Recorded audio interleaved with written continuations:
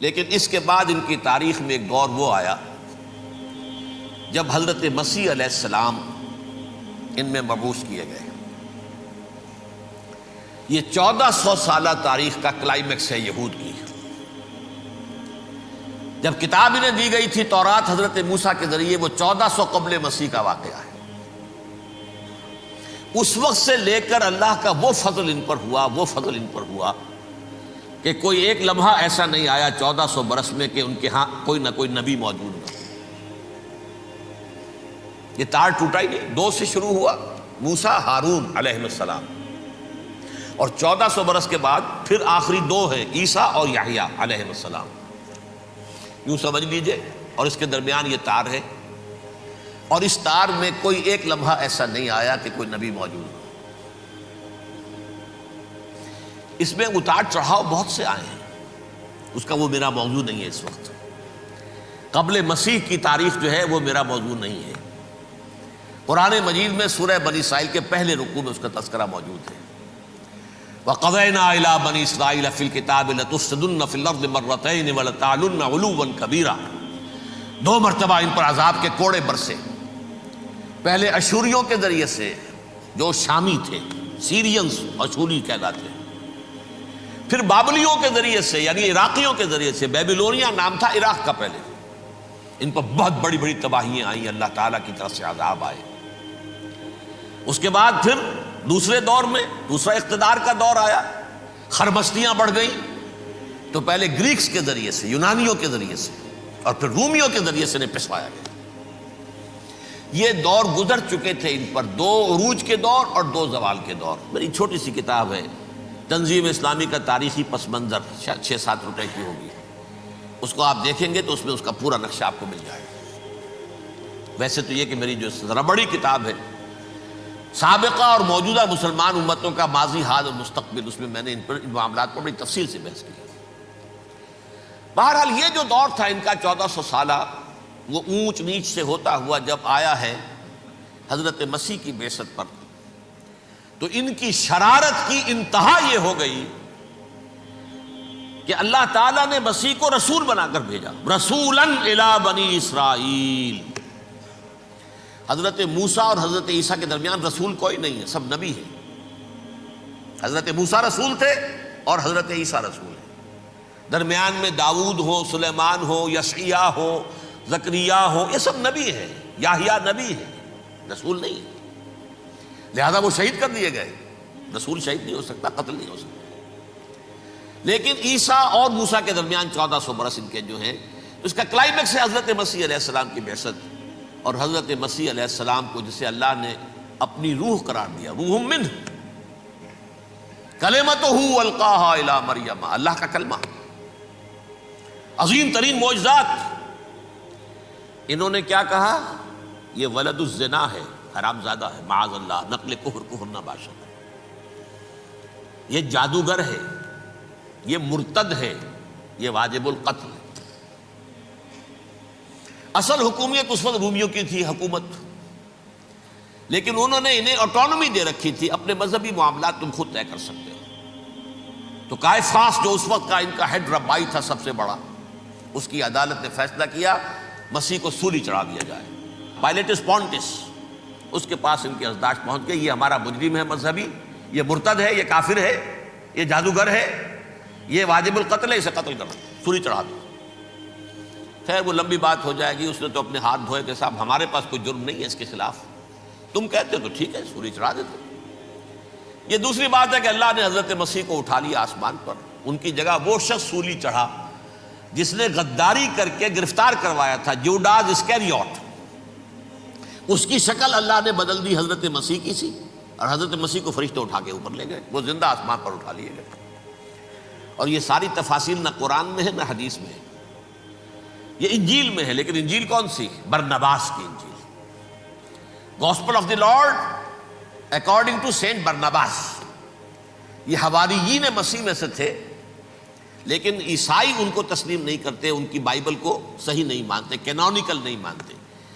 100 انجیلیں تھیں، 104 تھیں، جن میں سے 4 چنی ہیں انہوں نے، یہ بتی اور جان اور مرکس مارکس، یہ ہے تو یہ 4 انجیلیں ہیں، انہوں نے تسلیم کیے کہ یہ کینونیکلز ہیں، یہ تو ہیں حقیقی، باقی جو ہیں 100 اس کو وہ تسلیم نہیں کرتے۔ ان میں سے ایک ہے یہ برنباس، اس میں یہ تفصیل ہے کہ اللہ تعالیٰ نے اس شخص کی، جیوڈاس کی، جیوڈاس اس کو انگریزی میں کہتے ہیں، اس کی شکل بدل دی حضرت مسیح کی سی، وہ گرفتار ہوا، وہ سولی چڑھا۔ وہ غدار تھا، غداری کی سزا اسے ملنی تھی، وہ مل گئی۔ حضرت مسیح کو فرشتے 4 اٹھ رہے ہیں، جس کوٹڑی میں حضرت مسیح مقیم تھے، ایک باغ کے اندر روپوش تھے، اس کی چھت پھٹی ہے، 4 فرشتے آئے ہیں، حضرت مسیح کو اٹھا کر لے گئے ہیں، چھت برابر ہو گئی ہے، اس کے بعد وہ شخص پکڑا گیا۔ بہرحال حضرت مسیح کو اللہ نے اٹھا لیا آسمان۔ لیکن وہ دن ہے کہ اس قوم کو اب مغضوب علیہم قرار دے دیا گیا۔ نوٹ کر لیجئے، اصل میں تو ہونا یہ چاہیے تھا کہ رسول کی جان کے درپے جب کوئی امت ہو جاتی تھی تو اللہ کا قاعدہ یہ تھا کہ اس امت کو نسیہ منسیہ کر دیا جائے۔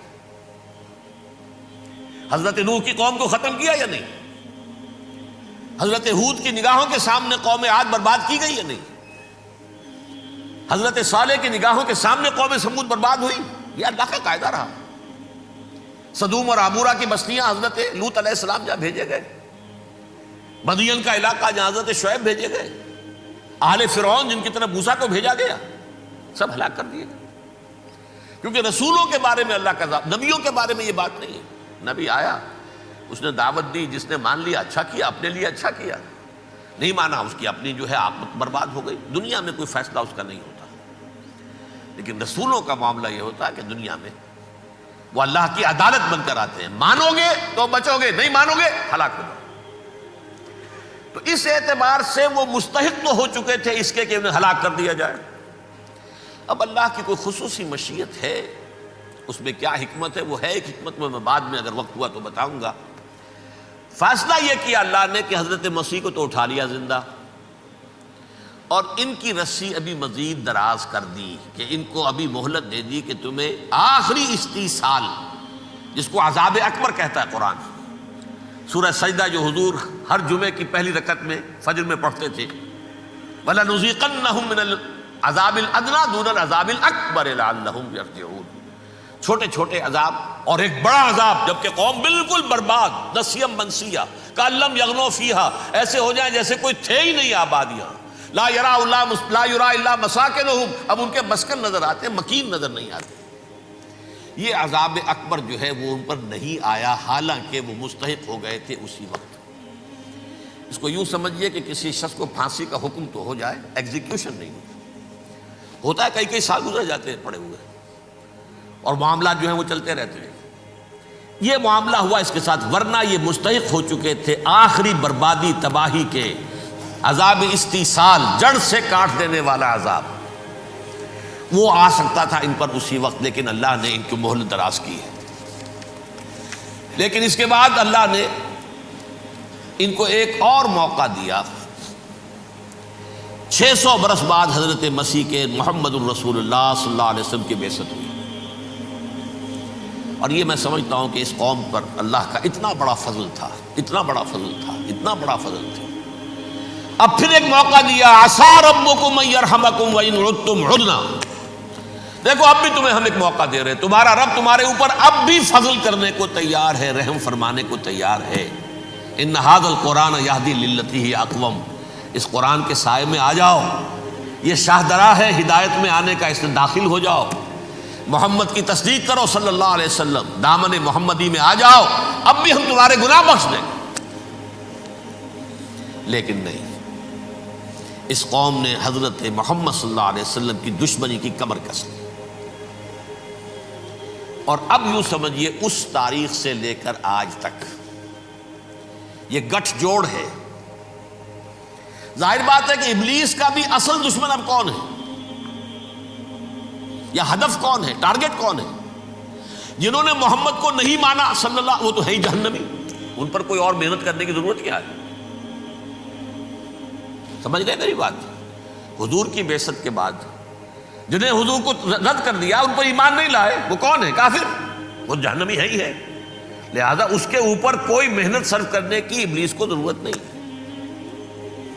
اس کا اصل ٹارگٹ امت محمد ہے صلی اللہ علیہ وسلم۔ وہ ساری نوع انسانی کی دشمنی اب آ کر مرکوز ہو گئی ہے امت محمد صلی اللہ علیہ وسلم کی دشمنی پر۔ اور اسی طرح یہود کا معاملہ، اگرچہ ویسے پوری نوع انسانی کے دشمن ہیں، انہیں حیوان سمجھتے، ان کی جان مال اپنے لیے مباح سمجھتے ہیں، جس طرح چاہیں لوٹے کھسوٹے کھائیں پیے انہیں، لیکن اب ان کی بھی دشمنی کا سب سے بڑا مرکز امت محمد۔ کیوں؟ وہی تکبر اور حسد، وہی بیماریاں۔ انہیں تکبر یہ ہو گیا تھا کہ 2000 سال سے یہ نبوت ہماری میراث، ہماری جاگیر، بنو اسرائیل کے اندر سینکڑوں نبی آئے، 3 کتابیں اللہ نے ہمیں عطا کی، یہ کہاں سے آ گیا محمد صلی اللہ علیہ وسلم؟ معاذ اللہ ثم معاذ اللہ، یہ امیین میں سے، یہ جنٹائلز میں سے، یہ گوئنز میں سے، یہ حقیر ان پڑھ، کہاں ہم کہاں یہ نہیں تسلیم کریں گے۔ حالانکہ قرآن کہتا ہے یعرفونہ کما یعرفون ابناہم، ان کے علماء ایسے پہچانتے تھے حضور کو جیسے اپنے بیٹوں کو پہچانتے ہیں کہ یہ آخری نبی ہے، لیکن تکبر اور حسد کی آگ میں جل اٹھے۔ اب ان کے بھی دشمنی کس سے ہے؟ محمد اور امت محمد صلی اللہ علیہ وسلم۔ یہ گٹھ جوڑ ہے۔ اب دیکھیے، یہ ہے میری گفتگو کا اب تک کی گفتگو کا حاصل، یہ گٹھ جوڑ، ایک غیر مرئی دنیا، انویزیبل دنیا کا ابلیس لعین اور جنات میں سے اس کے لشکری فوج، انسانوں میں سے ویسے تو اور بھی بہت جگہ اس کے ایجنٹ ہیں، مسلمانوں میں بھی ہے، لیکن بحیثیت قوم، بحیثیت مجموعی، ایک پوری قوم، ایک پوری نسل جو ہے اس کے ساتھ گٹھ جوڑ ہے۔ ان دونوں کی گٹھ جوڑی کے ساتھ یہ دشمن دون ہیں انسانیت کے، پہلا دشمن ابلیس لعین، عزازیل لعین، اور دوسرے دشمن یہود ملعون۔ صلی اللہ علی محمد صلی اللہ علیہ وسلم۔